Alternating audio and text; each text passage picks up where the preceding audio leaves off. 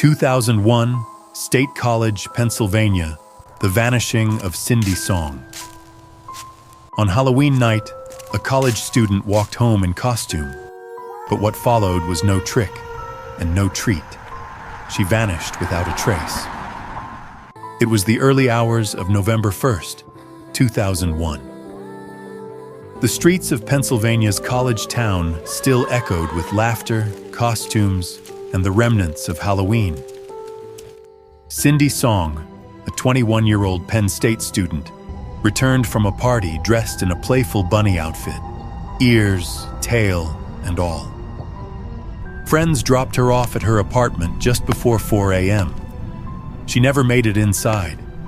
Her purse, phone, and belongings were later found untouched, her life frozen in that single moment.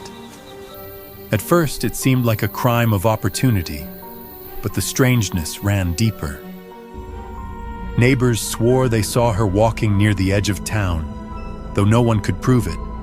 A girl in bunny ears vanishing into the darkness. Police considered theories: an abduction, a runaway, even ties to a gang investigation. But around State College, whispers took hold. Halloween was a night when the veil between worlds thins, and Cindy's disappearance fit too neatly into that folklore.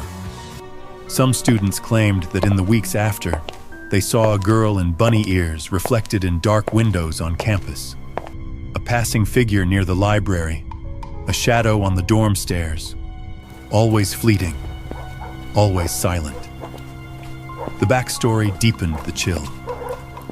In local lore, there were old tales of the Hollow Walk, a stretch of road where, every October, lost souls were said to follow travelers home.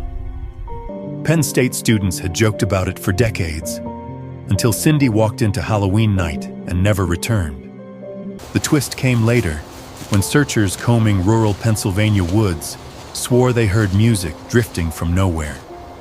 A faint, tinkling melody, like the kind played at a Halloween party. And in a clearing, someone had left a cheap plastic hairband, bunny ears weathered by the rain. Was Cindy the victim of a crime? Agreed. Almost certainly. Make sure the perimeter is secure. But for many in Pennsylvania, the way she vanished, without a trace on Halloween, felt like something far stranger. A reminder that some disappearances leave behind not just questions, but hauntings. Investigators eventually tied Cindy's case to a disturbing lead. A Philadelphia informant claimed that Hugo Selensky, a man later convicted of multiple murders, bragged about holding a young Asian woman captive in his basement around that same time. He described her Halloween costume in unsettling detail, yet no proof was ever found. Selensky's sprawling property revealed other victims, but no trace of Cindy. The possibility that her life ended in that house, and that she lingered unseen while the world searched, haunts many to this day. The spine-tingling fact: Cindy's case has never been officially closed. Despite nationwide coverage and endless speculation, her body was never recovered, her killer never charged.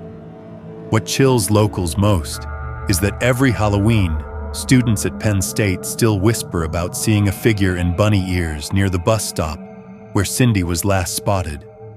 Some call it imagination, others call it guilt, that the community never found answers. But each October, when the veil is said to thin, the legend returns, reminding everyone that Cindy Song walked into the night on Halloween and somehow became part of it.